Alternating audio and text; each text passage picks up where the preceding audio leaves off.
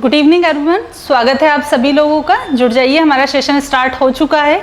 चलिए, तो आज का हमारा टॉपिक रहेगा पर्यावरण के रिमेनिंग क्वेश्चंस हम कंप्लीट करने वाले हैं। जैसे कि हम प्रदूषण हमने कंप्लीट कर लिया, जैव विविधता को कंप्लीट कर लिया है, पर्यावरणीय घटक को कर लिया, पारिस्थितिक तंत्र को हमने कंप्लीट कर लिया है, इन सभी को हमने कंप्लीट कर लिया है। अब हमारे कुछ रिमेनिंग पोर्शन, जैसे इनसे रिलेटेड आपसे जलवायु परिवर्तन पूछ सकते हैं, क्लाइमेट चेंज के बारे में क्वेश्चन बन सकता है, ग्रीन हाउस इफेक्ट क्या होता है यहाँ से क्वेश्चन बन सकता है, वन रिपोर्ट से रिलेटेड हमसे क्वेश्चन बन सकता है। तो इन क्वेश्चंस को भी एड ऑन किया गया है, क्योंकि अभी करंटली पैटर्न देखते हुए भी इन क्वेश्चंस को पूछा जाएगा। तो इसी को फ्रेमिंग करके आज की हमारी क्लासेस रहेगी। आप सभी लोग हमारे एग्जाम 88 के यूट्यूब चैनल से जुड़ जाइए, ताकि आप सभी लोगों को यहाँ पर क्वेश्चंस लगाने का ज्यादा से ज्यादा मौका मिले। बहुत ही शानदार तरीके से हमारी क्लासेस चल रही है। साथ ही साथ एग्जाम 88 का एप्लीकेशन डाउनलोड कीजिए। आप सभी लोगों को वहां पर पाठशाला बैच मिलेगा, उसे ज्वाइन कर लीजिए, जहां पर लाइव और रिकॉर्डेड क्लासेस हमारी चल रही है। साथ ही साथ एमपीटेट वर्ग 3 की आप टेस्ट सीरीज भी ज्वाइन कर सकते हैं। बहुत ही शानदार क्वेश्चन उसमें करवाए जा रहे हैं। ओके, चलिए करते हैं हमारा पहला क्वेश्चन हम स्टार्ट।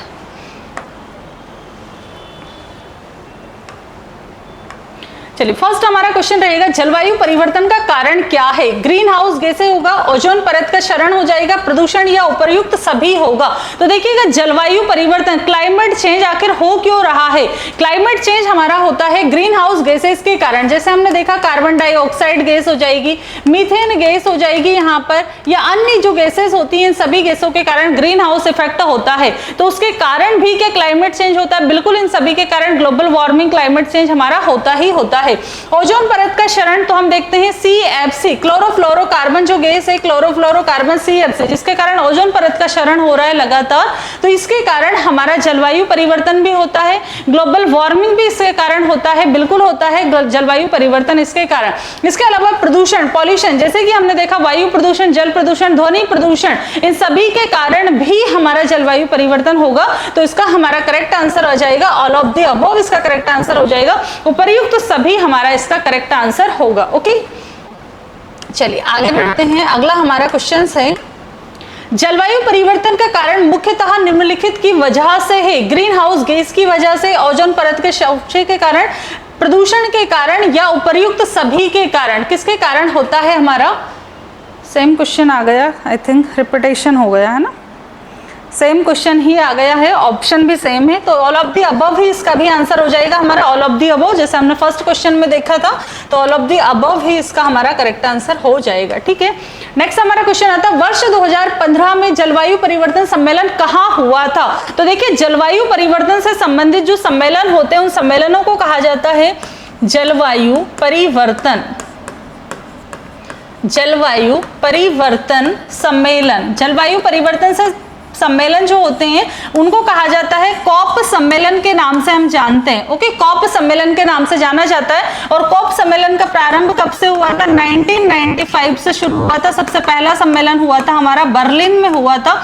इसके अलावा कॉप 1993, कॉप 3 जो हुआ था हमारा, कॉप 3, ठीक है, कॉप 3 सम्मेलन यहाँ पर होगा 1997 में, जिसको जाना जाता है क्योटो प्रोटोकॉल के नाम से जाना जाता है, क्योटो प्रोटोकॉल के नाम से जाना जाएगा। मोस्ट इंपॉर्टेंट है क्योटो प्रोटोकॉल। ठीक है, जलवायु परिवर्तन से संबंधित है, जिसमें कहा गया था कि कार्बन उत्सर्जन में कमी करना है, कार्बन उत्सर्जन में हमें कमी लेकर आना है, कार्बन उत्सर्जन को कम से कम करना। आपसे पूछा वर्ष 2015 में जो जलवायु परिवर्तन सम्मेलन हुआ था वो कहां हुआ था? तो देखिएगा, इसका आंसर क्या पेरिस होगा, क्योटो होगा, बॉन होगा, या कोलंबो होगा? इसका सही आंसर हो जाएगा हमारा पेरिस हो जाएगा। 2015 में हुआ था, 21वां सम्मेलन था ये। ओके, और 26वां भी इंपॉर्टेंट है, बहुत ज्यादा इंपॉर्टेंट है 26वां हमारा। 26वां कहां पर हुआ था? ग्लासगो, स्कॉटलैंड में, ग्लासगो में हुआ था। 26वां सम्मेलन कहाँ हुआ था? ग्लासगो में हुआ था, जहां पर जीरो कार्बन उत्सर्जन के बारे में बताया गया था, जीरो कार्बन उत्सर्जन के बारे में बताया गया था। 2070 तक हमने यहाँ पर ये प्रावधान भी रखा है। ओके, तो याद रखिएगा, कॉप 3 सम्मेलन हुआ था हमारा क्योटो प्रोटोकॉल में, और साथ ही हम देखते हैं 2015 में कहाँ पर हुआ था? पेरिस में हुआ था।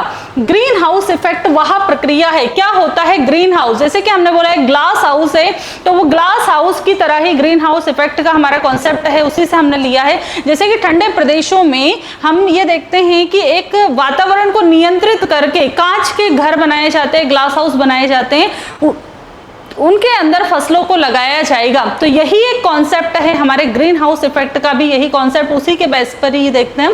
तो जिसमें पौधे उगाने के लिए समान तापमान प्राप्त किया जाता है। तो ये तो ग्लास हाउस हो जाएगा, ग्रीन हाउस नहीं, ग्लास हाउस के बारे में बताया, जिसमें वायुमंडलीय कार्बन डाइऑक्साइड द्वारा इंफ्रारेड विकिरण अवशोषित किए जाने से वायुमंडल का तापमान बढ़ता है, जिसमें बंजर पर्वतों या पहाड़ियों को हरा भरा किया जाता है, जिसमें गहरे पानी का रंग हरा नजर आता है। तो इसका सही आंसर हो जाएगा ऑप्शन नंबर बी हमारा करेक्ट आंसर होगा, क्योंकि हम देखते हैं कि वायुमंडलीय कार्बन डाइऑक्साइड इंफ्रारेड यहाँ पर अवशोषित कर लिए जाने के कारण वायुमंडल का तापमान हमारा ज्यादा हो जाता है, वायुमंडल का तापमान बढ़ जाएगा।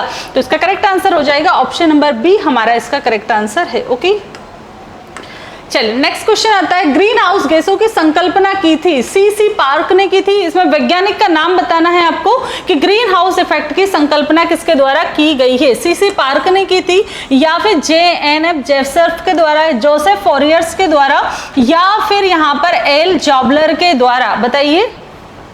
हाँ जी, किसके द्वारा दी गई है? तो यहाँ पे देखिएगा जोसेफ फॉरमैन या जोसेफ फॉरियर्स के द्वारा दी गई है संकल्पना। इसका सही आंसर हो जाएगा ऑप्शन नंबर सी, इसका करेक्ट आंसर होगा हमारा ऑप्शन नंबर सी, इसका करेक्ट आंसर होगा। ओके, चलिए नेक्स्ट क्वेश्चन आता है हमारा, क्योटो प्रोटोकॉल निम्न से संबंधित था। अभी हमने देखा क्योटो प्रोटोकॉल के बारे में, वायु प्रदूषण से, ग्रीन हाउस गैस से, जलवायु परिवर्तन से या जल प्रदूषण से।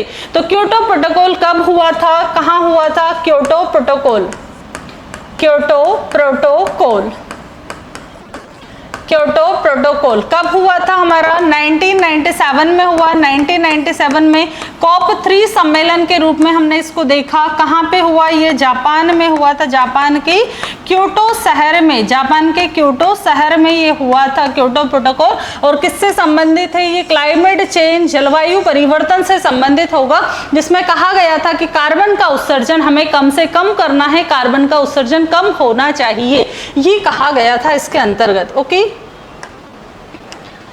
चलिए नेक्स्ट हमारा क्वेश्चन आता है, पर्यावरण में ग्रीन हाउस प्रभाव में वृद्धि होती है। किस कारण से पर्यावरण में ग्रीन हाउस गैसेस की वृद्धि होती है? कार्बन मोनोऑक्साइड के कारण, कार्बन डाइऑक्साइड के कारण, ऑक्सीजन के कारण, या उपरोक्त में से कोई नहीं। कौन सी गैस के कारण ग्रीन हाउस गैस में वृद्धि हो रही है? बताइए, कौन सी गैस के कारण हमारे ग्रीन हाउस गैस में वृद्धि होगी या ग्रीन हाउस गैसों में वृद्धि होती है? बहुत ही इजी क्वेश्चन है, अभी तक हम पढ़ते आ रहे हैं, उसी के बेस पर आपको आंसर करना है। बताइए, कार्बन मोनोऑक्साइड के कारण, कार्बन डाइऑक्साइड के कारण, किसके कारण होगा? तो देखिए इसका करेक्ट आंसर हो जाएगा हमारा कार्बन डाइऑक्साइड के कारण, क्योंकि हम देखते हैं कि कार्बन डाइऑक्साइड के ग्रीन हाउस गैसों में अगर हम बात करें, ग्रीन हाउस गैसेस में अगर बात करते हैं, ग्रीन हाउस गैसेस में बात करें तो 60% योगदान देती है। कितना योगदान देती है ये? 60% लगभग योगदान देती है, 60% योगदान देने का कार्य करती है कार्बन डाइऑक्साइड। ओके, चलिए अगला हमारा क्वेश्चन आता है, निम्नलिखित में से कौन सा गैस समूह ग्रीन हाउस प्रभाव में योगदान देता है? अमोनिया तथा ओजोन, कार्बन मोनोऑक्साइड तथा सल्फर डाइऑक्साइड, कार्बन टेट्राक्लोराइड तथा नाइट्रस ऑक्साइड, कार्बन डाइऑक्साइड तथा मीथेन। इनमें से आपको ग्रुप बताना है कि कौन सा ग्रुप होगा। तो देखिएगा, जैसे हमने देखा कि कार्बन डाइऑक्साइड, तो कार्बन डाइऑक्साइड जो होता है वो कितना देगा? 60% योगदान देता है। और मीथेन जो है, ये मीथेन लगभग 20% योगदान देता है। कितना देगा? 20% योगदान देता है। नाइट्रस ऑक्साइड गैस भी जिम्मेदार होता है, 6% योगदान देगा। तो इसका सही आंसर हो जाएगा ऑप्शन नंबर डी हमारा इसका करेक्ट आंसर होगा। ऑप्शन नंबर डी हमारा करेक्ट आंसर हो जाएगा। ओके, चलिए नेक्स्ट हमारा क्वेश्चन आता है, निम्नलिखित में से कौन एक वैश्विक ऊष्मन के लिए उत्तरदायी नहीं है? मतलब कि ग्लोबल वार्मिंग के लिए उत्तरदायी कौन सा कारक यहाँ पर नहीं होगा? मीथेन, जलवाष्प, ऑर्गन या कार्बन डाइऑक्साइड? कौन सी ऐसी गैस है जो जलवायु परिवर्तन के लिए जिम्मेदार नहीं है? तो अभी हमने देखा मीथेन, मार्श गैस जिसको कहा जाता है, मार्श गैस के नाम से जिसको जानते हैं। कहाँ से इसका स्रोत है? तो आर्द्र भूमियों से निकलती है, ये आर्द्र भूमि से निकलती है, आर्द्र भूमि से, धान के खेतों से, आर्द्र भूमि से निकलती है, धान के खेतों से निकलती है, ये धान के खेतों से, जुगाली करने वाले पशुओं से निकलती है, जुगाली पशुओं से, जुगाली करने वाले पशुओं से भी निकलती है, तो ये सभी आपको याद रखना है यहाँ पर। तो ग्रीन हाउस मीथेन तो जिम्मेदार होगा क्योंकि हमने देखा 20% योगदान देता है। जलवाष्प, बिल्कुल जलवाष्प भी जिम्मेदार है। कार्बन डाइऑक्साइड जो 60% योगदान देता है ये भी जिम्मेदार होगा। तो इसका करेक्ट आंसर आ जाएगा ऑप्शन नंबर सी हमारा इसका करेक्ट आंसर हो जाएगा। ऑप्शन नंबर सी हमारा इसका करेक्ट आंसर होगा। ओके, चलिए ऑप्शन नंबर सी हमारा इसका करेक्ट आंसर हो जाएगा। अब आगे बढ़ जाते हैं, हम हमारा नेक्स्ट क्वेश्चन देखते हैं।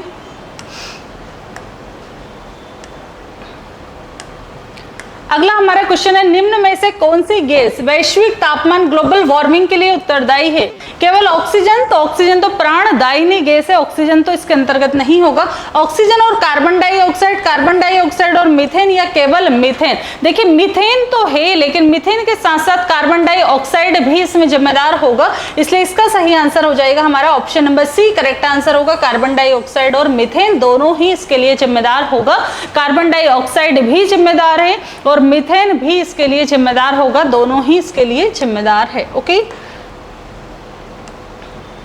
चलिए अगला हमारा क्वेश्चन आएगा, वैश्विक तापन के लिए सर्वाधिक उत्तरदायी गैस कौन सी है? ग्लोबल वार्मिंग, आखिर हम देखते हैं जलवायु परिवर्तन लगातार होता जा रहा है, कार्बन डाइऑक्साइड की मात्रा में लगातार वृद्धि होती जा रही है, इनकी हम देखते हैं मात्राओं में वृद्धि, जैसे हमने देखा इसकी सघनता में वृद्धि होती जा रही है, इसके कारण ही जलवायु परिवर्तन की समस्या वर्तमान में बढ़ रही है। हम देखते हैं बहुत ज्यादा गर्मी, जैसे वर्षा ऋतु भी है तो उसमें भी बहुत ज्यादा गर्मी, सर्दी भी है तो उस समय भी हमें बहुत ज्यादा गर्मी महसूस होती है। इसका कारण क्या है? जलवायु परिवर्तन, ग्लोबल वार्मिंग ही इन सभी का एक रीजन हो सकता है। तो इसके लिए जिम्मेदार कौन सी गैस है? कार्बन डाइऑक्साइड और मीथेन, अमोनिया तथा ब्यूटेन, रेडोन तथा नाइट्रोजन, ओजोन तथा हाइड्रोजन और क्लोराइड। क्या इसका करेक्ट आंसर होगा? बताइएगा इसका करेक्ट आंसर हमारा क्या हो जाएगा? तो इसका करेक्ट आंसर होगा ऑप्शन नंबर ए हमारा करेक्ट आंसर है, कार्बन डाइऑक्साइड तथा मीथेन हमारा इसका करेक्ट आंसर हो जाएगा। ओके, हाँ जी, ऑप्शन नंबर ए इसका करेक्ट आंसर होगा। ठीक है, चलिए बहुत बढ़िया, आगे बढ़ते हैं। निम्नलिखित में से कौन सी गैस ग्लोबल वार्मिंग के लिए ज्यादा जिम्मेदार है? इन सभी में सबसे ज्यादा जो जिम्मेदार गैस है ग्लोबल वार्मिंग के लिए वो कौन सी होगी? नाइट्रोजन गैस होगा, मीथेन यहाँ पर गैस हो जाएगी, या कार्बन डाइऑक्साइड हो जाएगी, या कार्बन मोनोऑक्साइड हो जाएगा। तो ग्रीन हाउस इफेक्ट वाली गैसेस के नाम बताना है हमको कि सबसे ज्यादा जिम्मेदार कौन सी है जो ग्लोबल वार्मिंग में भी जिम्मेदार होगी, जलवायु परिवर्तन के लिए भी जिम्मेदार होगी। तो देखिएगा नाइट्रोजन नहीं, यहाँ पे नाइट्रस ऑक्साइड अगर आता है तो नाइट्रस ऑक्साइड भी लगभग 6% योगदान देती है, मीथेन गैस लगभग 20% योगदान, कार्बन डाइऑक्साइड और कार्बन मोनोऑक्साइड। तो इसका करेक्ट आंसर हो जाएगा हमारा option number C correct answer हो जाएगा, कार्बन डाइऑक्साइड जो लगभग 60% योगदान देने का कार्य करती है, 60% योगदान देती है। ये ग्रीन हाउस ऐसी गैस है जो ग्लोबल वार्मिंग फैलाने में लगभग 60% का योगदान देती है। ओके, चलिए नेक्स्ट क्वेश्चन देखते हैं। अगला हमारा क्वेश्चन आएगा, निम्नलिखित में कौन सी गैस ग्रीन हाउस गैस नहीं है? अब आपको बताना है कि ग्रीन हाउस गैस कौन सी नहीं है। क्या मीथेन ग्रीन हाउस गैस नहीं है, नाइट्रस ऑक्साइड, क्लोरोफ्लोरोकार्बन या हाइड्रोजन? इनमें से कौन सी गैस ग्रीन हाउस गैस नहीं है? अभी तक हम देखते हुए आ रहे हैं कि कौन सी ग्रीन हाउस गैस है, अब आपको बताना है कि कौन सी इनमें से ग्रीन हाउस गैस नहीं है। बहुत ही इंपॉर्टेंट क्वेश्चन हो जाएगा क्योंकि इस टाइप से क्वेश्चन भी बनता है। तो देखिएगा सबसे पहले हम देखते हैं यहाँ पर क्लोरोफ्लोरोकार्बन, तो ये तो ग्रीन हाउस गैस है। नाइट्रस ऑक्साइड ये भी हो जाएगा, 6% का योगदान देता है, मैंने बताया आपको। मीथेन लगभग 20% योगदान देती है, ये क्लोरोफ्लोरोकार्बन लगभग यहाँ पर 14% योगदान देने का कार्य करेगी। लेकिन हाइड्रोजन नहीं होगा, हाइड्रोजन नहीं होगा। अगर कार्बन डाइऑक्साइड होता तो हम यहाँ पर मानते कि कार्बन डाइऑक्साइड सर्वाधिक है, लेकिन हाइड्रोजन नहीं होगा, हाइड्रोजन जिम्मेदार नहीं है, हाइड्रोजन हमारा नहीं होगा। ओके, चलिए बढ़ जाते हैं। अगला क्वेश्चन, भूमंडलीय तापमान का कारण क्या है? भूमंडलीय तापमान दे दे, चाहे ग्लोबल वार्मिंग दे दे आपको, चाहे जलवायु परिवर्तन दे दे, इनमें तीनों में से कोई भी वर्ड आपको दिया जा सकता है, तो उनमें से आपको बताना है कि इसका हमारा आंसर सही कौन सा होगा। ओके, भारी वर्षा क्या भूमंडलीय तापमान या ग्लोबल वार्मिंग के लिए जिम्मेदार होगी? कार्बन डाइऑक्साइड में वृद्धि या कार्बन डाइऑक्साइड में कमी या वनों में वृद्धि? क्या इसका सही आंसर होगा हमारा? कार्बन डाइऑक्साइड में वृद्धि या कार्बन डाइऑक्साइड में कमी होगा या वनों में वृद्धि होगा? क्या होगा इसका हमारा करेक्ट आंसर? हाँ जी बताइएगा, क्या होगा इसका करेक्ट आंसर? ठीक है, स्पष्ट है, हमें पता ही है कि कार्बन डाइऑक्साइड सबसे ज्यादा योगदान देती है, तो भारी वर्षा नहीं होगा, इसका करेक्ट आंसर हो जाएगा हमारा कार्बन डाइऑक्साइड की मात्रा में वृद्धि ही होगा। ओके, कमी नहीं होगा।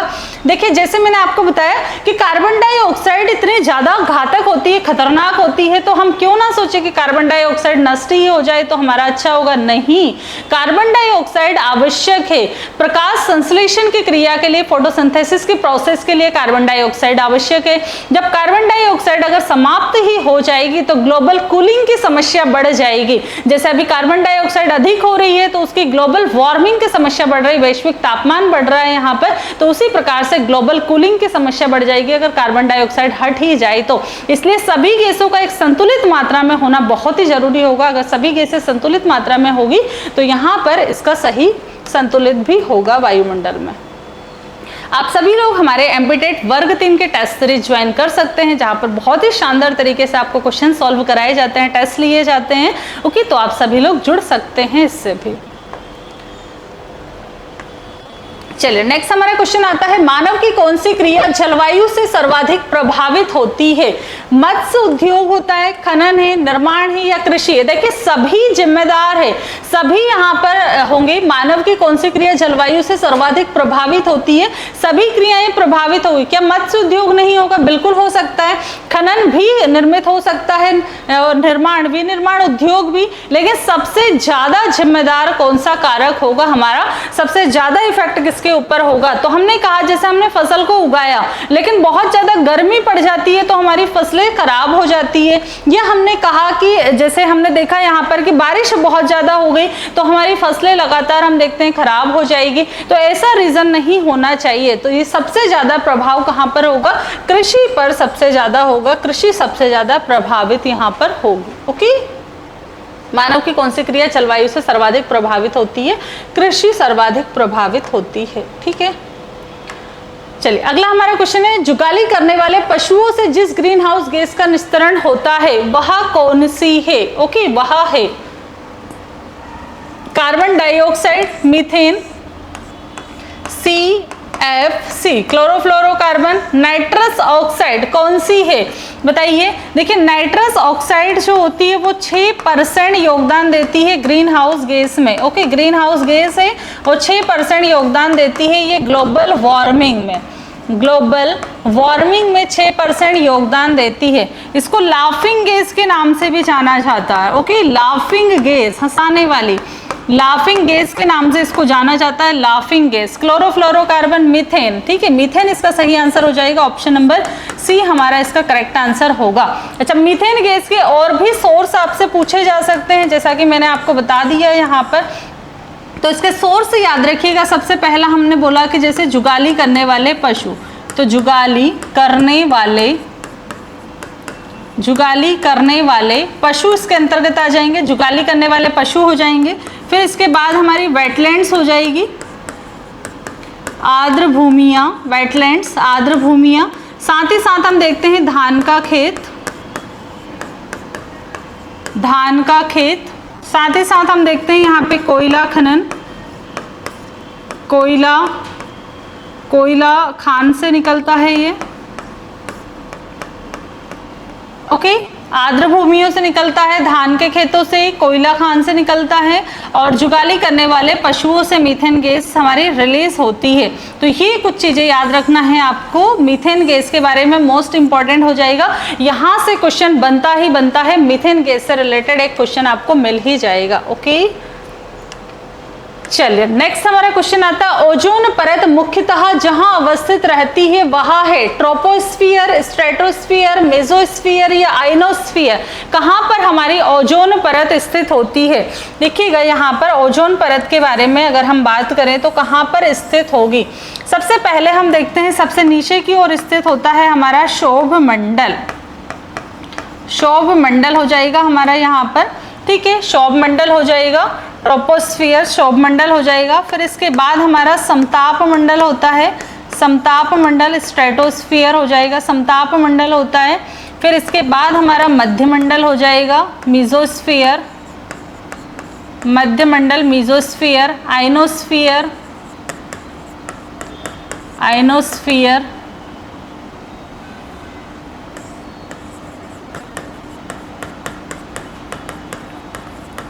आयनोस्फीयर और फिर आ जाएगा हमारा बहिर्मंडल।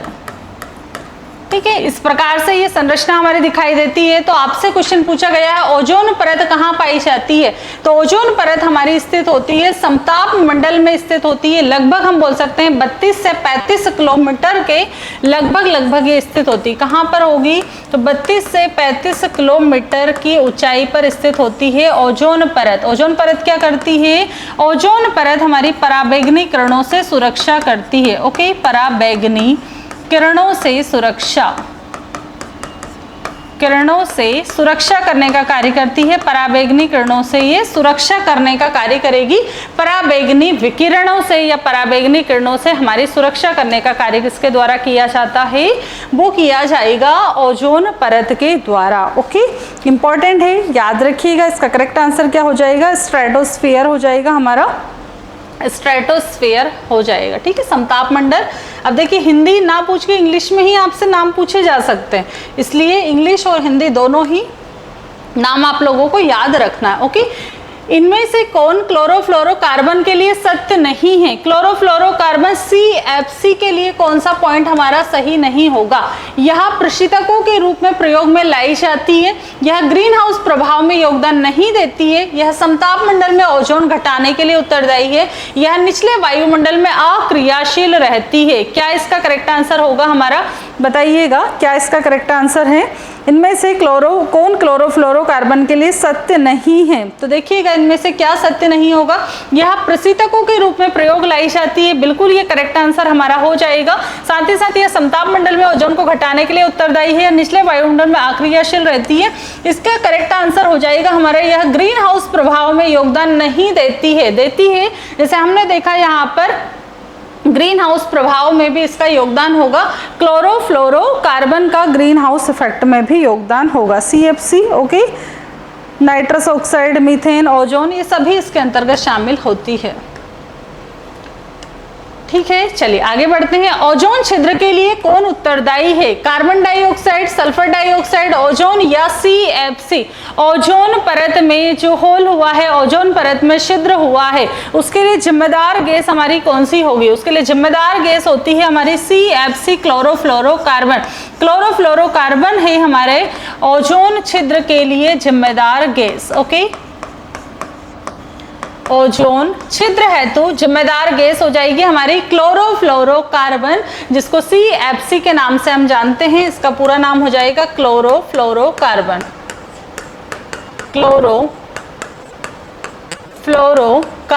क्लोरोफ्लोरोकार्बन इसका पूरा नाम हो जाएगा क्लोरोफ्लोरोकार्बन, CFC हो जाएगा। ओके, चलिए नेक्स्ट हमारा क्वेश्चन आता है, वायुमंडल में उपस्थित ओजोन द्वारा निम्नलिखित विकिरण अवशोषित किया जाता है। किस प्रकार की जाती है, तो अवरक्त विकिरण की जाती है यहाँ पर, या दृश्य विकिरण विजुअल, या पराबैंगनी अल्ट्रावायलेट, या सूक्ष्म तरंगे माइक्रोवेव्स। किस प्रकार के तरंगों को अवशोषित किया जाएगा, किस प्रकार के तरंगों को अवशोषित करते हैं यहाँ पर ओजोन में, वायुमंडल में उपस्थित ओजोन द्वारा निम्नलिखित विकिरणों को अवशोषित किया जाता है। तो हमने देखा वायुमंडल में हमारी जो ओजोन परत है, ये ओजोन परत हमारी क्या करती है, पराबैंगनी विकिरणों को, ओजोन परत पराबैंगनी विकिरणों को अवशोषित कर लेती है। ओके, पराबैंगनी विकिरणों को अवशोषित करने का कार्य करती है, अल्ट्रावायलेट पराबैंगनी विकिरणों को अवशोषित करने का कार्य करती है। अगर यही पराबैंगनी विकिरणों को अवशोषित ना करे तो हमारी त्वचा कैंसर की समस्या बढ़ जाती है। त्वचा कैंसर या त्वचा से होने वाले और अन्य रोग भी इसके कारण हो सकते हैं, लेकिन त्वचा कैंसर तो स्पेसिफिक आपको याद रखना ही है। ओके, चलिए नेक्स्ट हमारा क्वेश्चन आता है, ओजोन परत मानव के लिए उपयोगी है क्योंकि, देखिए उपयोगी है पूछा गया है, हानिकारक है ये तो बिल्कुल है, लेकिन उपयोगी है, क्यों उपयोगी है, क्या कार्य करती है, यह वायुमंडल को ऑक्सीजन प्रदान करती है, यह सूर्य की अल्ट्रावायलेट किरणों को पृथ्वी पर नहीं आने देती है, यह पृथ्वी का तापमान संतुलित रखती है, इनमें से कोई भी नहीं। क्या इसका करेक्ट आंसर होगा, अभी हमने देखा था कि वायुमंडल में अगर ओजोन परत उपस्थित होती है तो वह क्या करती है, अल्ट्रावायलेट किरणों किरणों को अवशोषित कर लेती है और उन अल्ट्रावायलेट किरणों को हमारी पृथ्वी पर नहीं आने देती है, जिससे हम सुरक्षित रह पाते हैं। तो इसका करेक्ट आंसर हो जाएगा हमारा ऑप्शन नंबर बी, इसका करेक्ट आंसर होगा। ऑप्शन नंबर बी हमारा करेक्ट आंसर इसका हो जाएगा। ओके, ऑप्शन नंबर बी हमारा इसका करेक्ट आंसर है। चलिए अगला हमारा क्वेश्चन आता है, सूर्य से आने वाली हानिकारक पराबैंगनी विकिरण के कारण हो सकता है यकृत का कैंसर, मस्तिष्क कैंसर, मुखी कैंसर या त्वचा का कैंसर। तो बताइए यहाँ पे कौन सा हमें कैंसर हो सकता है? त्वचा का कैंसर। हमने बोला अवरक्त विकिरण जो, सॉरी यहाँ पर हमने बोला पराबैंगनी विकिरण, अल्ट्रावायलेट जो विकिरण होती है, रेस होती है पराबैंगनी विकिरण, इनके कारण हमें कौन सा कैंसर हो सकता है? तो त्वचा का कैंसर हो सकता है। त्वचा संबंधित और भी अन्य रोग, लेकिन घातक यहाँ पर कैंसर रोग हो सकता है। बिल्कुल, इसका करेक्ट आंसर हमारा हो जाएगा option number D, correct answer होगा। ठीक है, चलिए ओजोन परत संरक्षण दिवस मनाया जाता है 16 सितंबर, 5 जून, 23 मार्च, 21 अप्रैल। बताइए यहाँ पर कब मनाया जाएगा? ओजोन परत संरक्षण दिवस कब मनाया जाता है? हाँ जी बताइएगा कब मनाया जाएगा। तो पर्यावरण से संबंधित जितने भी दिवस है वो याद कर लेना बहुत अच्छे से, क्योंकि पूछे जाते हैं। ठीक है, 16 सितंबर को मनाया जाएगा। ये क्या हो जाएगा हमारा? 5 जून विश्व पर्यावरण दिवस मनाया जाता है, 5 जून को पर्यावरण दिवस। ठीक है, ओजोन परत का संरक्षण के लिए हम यहाँ पर 16 सितंबर को ओजोन परत के संरक्षण के लिए दिवस मनाते हैं। 16 सितंबर इसका हमारा करेक्ट आंसर हो जाएगा। ठीक है, चलिए अगला हमारा क्वेश्चन आता है, मॉन्ट्रियल प्रोटोकॉल निम्न में से किसके संरक्षण से संबंधित है? मॉन्ट्रियल प्रोटोकॉल, जैसे हमने देखा क्योटो प्रोटोकॉल, क्योटो प्रोटोकॉल किससे संबंधित है? जलवायु परिवर्तन से संबंधित होगा। इसी प्रकार से मॉन्ट्रियल प्रोटोकॉल किससे? हरित गृह गैस से, अम्लीय वर्षा से, ओजोन परत से या संकटग्रस्त प्रजातियों से संबंधित होगा। तो यहाँ पे ध्यान से समझिएगा, मॉन्ट्रियल प्रोटोकॉल निम्न में से किसके संरक्षण के लिए, किसके रक्षण के लिए होता है? तो मॉन्ट्रियल प्रोटोकॉल होगा ओजोन परत के लिए होगा। ओके, कब हुआ था? 1987 में हुआ था हमारा मॉन्ट्रियल प्रोटोकॉल।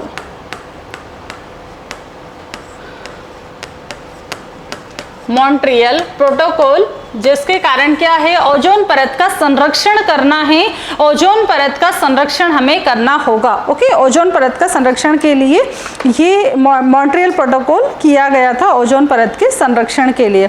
बहुत ही इंपॉर्टेंट क्वेश्चन है, पूछा जाता है मॉन्ट्रियल प्रोटोकॉल के बारे में। ठीक है, हाँ जी चलिए नेक्स्ट हमारा क्वेश्चन आ जाएगा, समताप मंडल में ओजोन के स्तर को प्राकृतिक रूप से विनियमित किया जाता है। किस प्रकार से? कौन से केस के द्वारा? नाइट्रस ऑक्साइड के द्वारा, नाइट्रोजन डाइऑक्साइड के कारण या CFC के द्वारा, जलवाष्प के द्वारा। क्वेश्चन को ध्यान से पढ़ना तो आंसर कर पाओगे। क्या बोला गया है? समताप मंडल में ओजोन के स्तर को प्राकृतिक रूप से विनियमित किया जाता है। क्या नाइट्रस ऑक्साइड के कारण करेंगे, या नाइट्रोजन डाइऑक्साइड के द्वारा, या क्लोरोफ्लोरोकार्बन के द्वारा किया जाता है, या जलवाष्प के द्वारा? क्या होगा इसका करेक्ट आंसर? हाँ जी, इसका करेक्ट आंसर क्या हो जाएगा? जल्दी से बताइए, क्या इसका करेक्ट आंसर हो जाएगा? किसके द्वारा हम प्राकृतिक तरीके से कर सकते हैं? तो नाइट्रोजन डाइऑक्साइड हमारा इसका करेक्ट आंसर हो जाएगा। ऑप्शन नंबर बी हमारा एकदम करेक्ट आंसर है, नाइट्रोजन डाइऑक्साइड। ठीक है, चलिए अगला हमारा क्वेश्चन आता है, निम्नलिखित में से कहां सदाबहार वन पाए जाते हैं? सदाबहार वन कहां पाए जाएंगे? जहां पर 200 सेंटीमीटर से अधिक वर्षा होती है वहां सदाबहार वन मिलेंगे। मालवा का पठार, पूर्वी घाट, पश्चिमी घाट या छोटा नागपुर का पठार। देखिए ये हमारा भारत का नक्शा है। ठीक है, ये हमारा भारत का मैप है।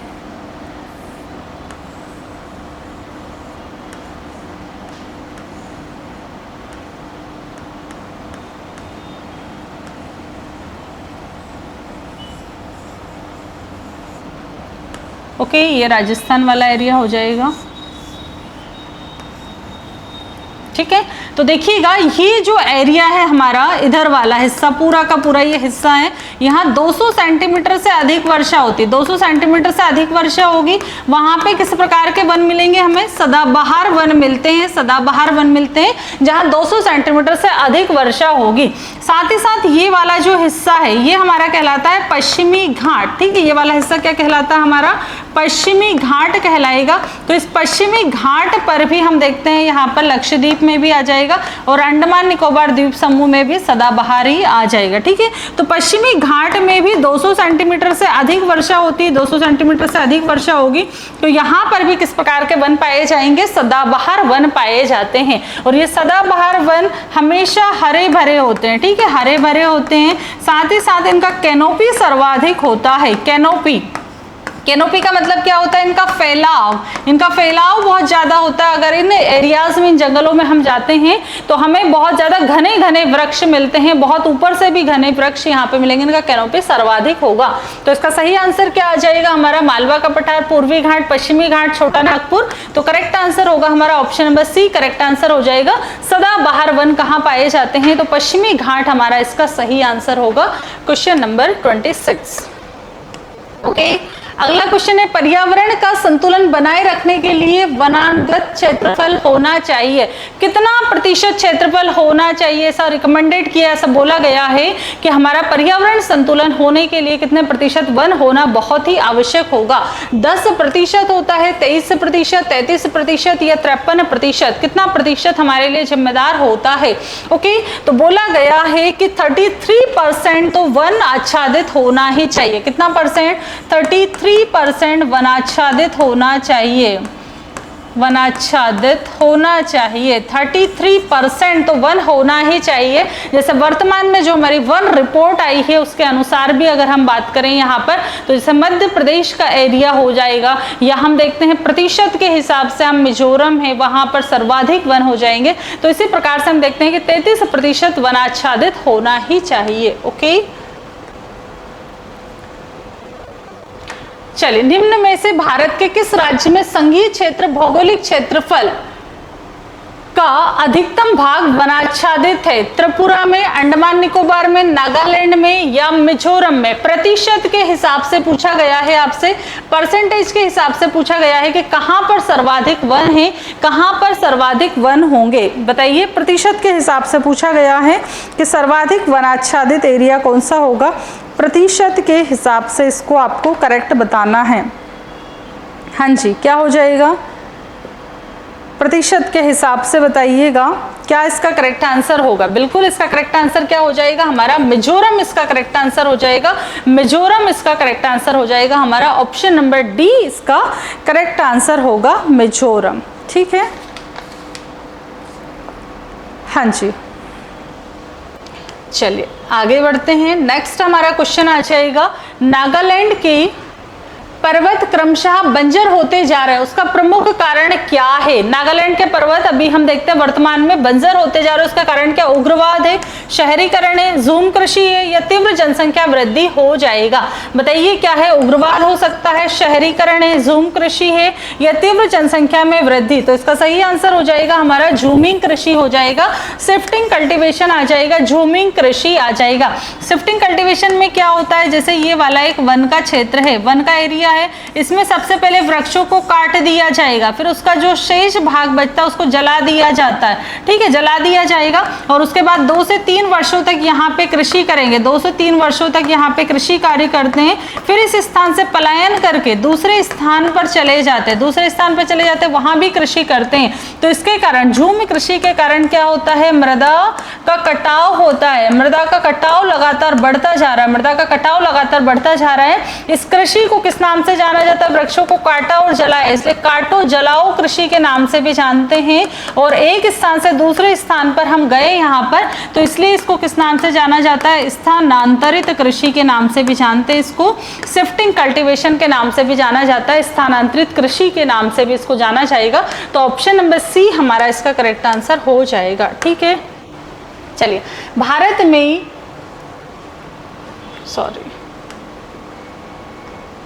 भारत में निम्नलिखित में से कौन सा अधिनियम वन्य जीवों को संरक्षण प्रदान करता है? वन्य जीव संरक्षण अधिनियम 1972, वन संरक्षण अधिनियम 1982, पर्यावरण संरक्षण अधिनियम 1996 या पश्चिम बंगाल वन्य जीव संरक्षण अधिनियम 1959? क्या इसका करेक्ट आंसर होगा? भारत में निम्नलिखित में से कौन सा अधिनियम वन्य जीवों को संरक्षण प्रदान करता है?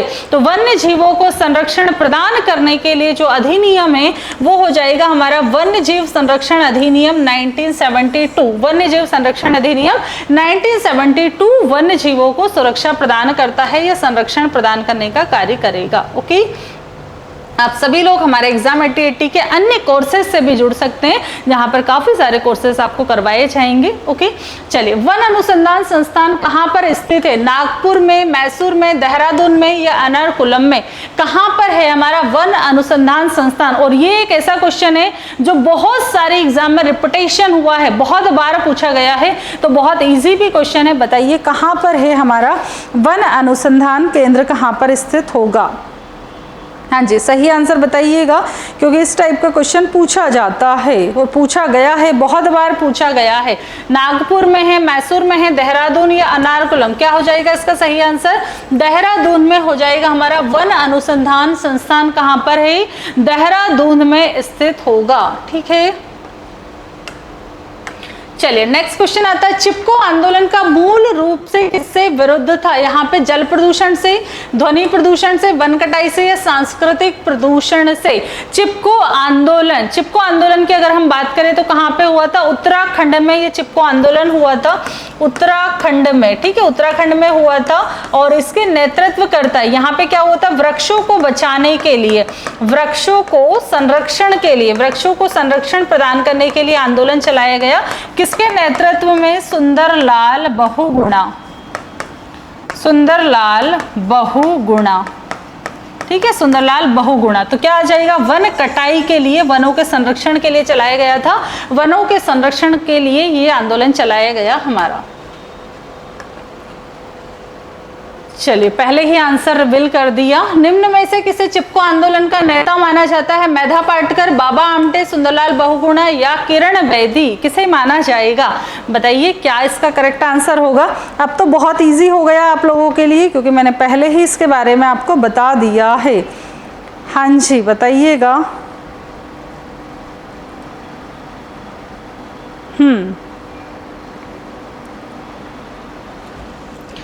चलिए देख लेते हैं इसका करेक्ट आंसर क्या हो जाएगा। हमारा सुंदरलाल बहुगुणा हो जाएगा। ठीक है, और इसके प्रणेता किसको माना जाता है? प्रणेता किसको माना जाएगा? प्रणेता चंडी प्रसाद भट्ट, चंडी प्रसाद भट्ट को इसके प्रणेता भी माना जाता है। ठीक है, याद रखिएगा। यहाँ पे मेधा पाटकर नर्मदा बचाओ आंदोलन से संबंधित हो जाएंगे, मेधा पाटकर। चलिए नेक्स्ट हमारा क्वेश्चन है, national bureau of plant genetic resources स्थित है। National bureau of plant genetic resources कहाँ स्थित है? नई दिल्ली में, कोलकाता में, मुंबई में या चेन्नई में? कहाँ पर स्थित होगा? हाँ जी, क्या इसका आंसर होगा? आंसर कीजिएगा, क्या हमारा इसका करेक्ट आंसर होगा? National bureau of plant genetics कहाँ पर स्थित है? National bureau of plant genetics कहाँ होगा? हमारा नई दिल्ली में अवस्थित है। National bureau of plant genetics स्थित है हमारा नई दिल्ली में स्थित होगा। National bureau of plant genetics नई दिल्ली में स्थित होगा। ओके, हाँ जी, तो ये आपके आज के क्वेश्चंस कंप्लीट हो जाते हैं। हमारा पर्यावरण का जितना भी पोर्शन था वो सब कुछ मैंने आपको कंप्लीट करवा दिया है, जहां पे हमने जलवायु परिवर्तन के क्वेश्चंस लगाए, ग्रीन हाउस इफेक्ट के क्वेश्चंस लगाए, कुछ हमारे वन से रिलेटेड क्वेश्चंस देखे हमने, प्रदूषण के देखे, जैव विविधता देखा, पारिस्थितिक तंत्र देखा, पर्यावरणीय घटक देखा। इन सभी से रिलेटेड हमारे जितने भी क्वेश्चन पॉसिबल हो सकते थे वो सब कुछ हमने कंप्लीट किया है बहुत ही शानदार तरीके से। ओके, तो आप सभी लोग इन क्वेश्चंस को ज़्यादा से ज़्यादा लगाइए। हमारे एग्जाम 8080 के एप्लीकेशन से आप जुड़ सकते हैं, जहां पर आप सभी लोगों को ये PDF भी मिल जाएगी, साथ ही साथ वहां पर आपको कोर्स भी मिल जाएगा। ओके, चलिए मिलते हैं नेक्स्ट क्लास में, तब तक के लिए जय हिंद, जय भारत।